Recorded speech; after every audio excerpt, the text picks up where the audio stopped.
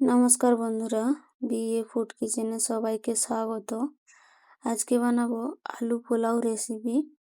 এই আলু পোলাও বানানোর জন্য আমি শুধুমাত্র একটা মশলাই ইউজ করব। এই আলু পোলাওটা খেতে এত টেস্টি হয়, এর সাথে আর কোনো কিছুই লাগবে না, এমনিই খাওয়া হয়ে যাবে। পোলাওটা বানানোর জন্য আমি প্রথমেই দিয়ে দিচ্ছি এখানে কড়াই তেল। তেলটা ভালো করে গরম করে দিয়ে দিচ্ছি এখানে পেঁয়াজ কুচি। তো আমি বেরেস্তা বানানোর জন্য একটু বেশি করে পেঁয়াজটা আমি ব্যবহার করছি। তো পেঁয়াজটা ভালো করে এখানে ভেজে নিয়েছি। এবারে তেলটা ভালো করে ঝরিয়ে পেঁয়াজের বেরেস্তাগুলোকে আমি উঠিয়ে রেখে দেব। পেঁয়াজগুলোকে বেশিক্ষণ ভাজলে কিন্তু কালো হয়ে যাবে, তো আমি এভাবে হালকা করে ভেজে তুলে নিচ্ছি। এবারে ওই কড়ার মধ্যেই আমি দিয়ে দিচ্ছি এখানে গরম মশলা। জিরে নিয়েছি হাফ চামচ, একটা এখানে দারচিনির টুকরো নিয়েছি, আর নিয়েছি দুটো এলাচ, আর কিছু গোলমরিচ, আর নিয়েছি 3-4টে লবঙ্গ। এবারে ফোড়নটাকে ভালো করে ভেজে নিতে হবে। ফোড়নটা ভাজা হলে দিয়ে দিচ্ছি এখানে কেটে রাখা আলু। তো আলুগুলোকে আমি একটু বড় সাইজ করে কেটে নিয়েছি। এই আলুগুলো খুব তাড়াতাড়ি সিদ্ধ হয়ে যায়, তো আমি একটু বড় সাইজ করে এখানে কেটে নিয়েছি এই জন্য।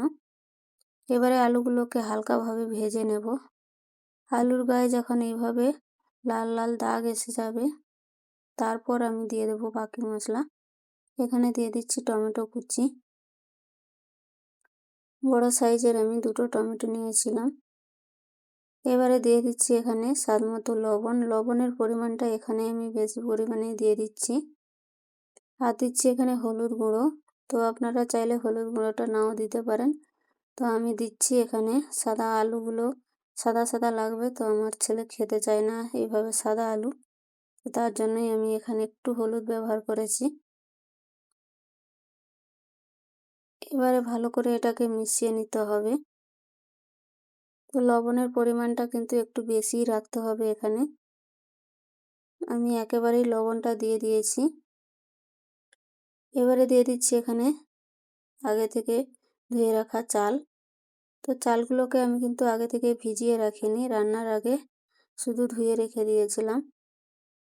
তো আমি এখানে 1.5 গ্লাস চাল নিয়েছি, চালটা দিয়ে দিয়েছি। এবার একটু নাড়াচাড়া করে মিশিয়ে নিচ্ছি সব কিছুর সাথে। তো আমি 1.5 গ্লাস চাল নিয়েছিলাম, তো তার জন্য আমি এখানে নিয়ে নিচ্ছি 3 গ্লাস জল। এই জলটাতেই কিন্তু হয়ে যাবে, আর এক্সট্রা কোনো করে জল দিতে হবে না। তবে গ্যাসের ফ্লেমটা কিন্তু ঠিকঠাক রাখতে হবে, না হলে জলটা শুকিয়ে যাবে তাড়াতাড়ি। তো এবারে সব কিছুকে ভালো করে একটু ফুটতে দেব। এখানে দিয়ে দিচ্ছি আমি এই যে মশলা, এই মশলাটাই শুধু আমি দিয়েছি, আর কোনো কিছু মশলা আমি এখানে দেইনি। এটা হচ্ছে যে ম্যাগি মশলা। তো আমি 5 টাকার যে ম্যাগি মশলাগুলো প্যাকেট পাওয়া যায়, সেই মশলাই এখানে আমি দিয়ে দিয়েছি। এবারে ফুটতে দেব। তো জলটা ফুটে উঠেছে। এবারে এর মধ্যে দিয়ে দিচ্ছি আমি কাঁচা লঙ্কার আচার। এই আচারটা দিলে কিন্তু আরও খেতে অনেক টেস্টি হয়। তো আপনাদের হাতের সামনে যদি থাকে অবশ্যই দিয়ে দেবেন। এবারে সব কিছুকে মিশিয়ে নিয়ে গ্যাসের ফ্লেমটা এখানে লোয়ের থেকে একটু উপরে রাখবো, যাতে ভাতটা ভালো করে ফুটে যায়। তো আধ ঘন্টা মতো রান্না করে নিয়েছি গ্যাসের ফ্লেম মিডিয়াম রেখে।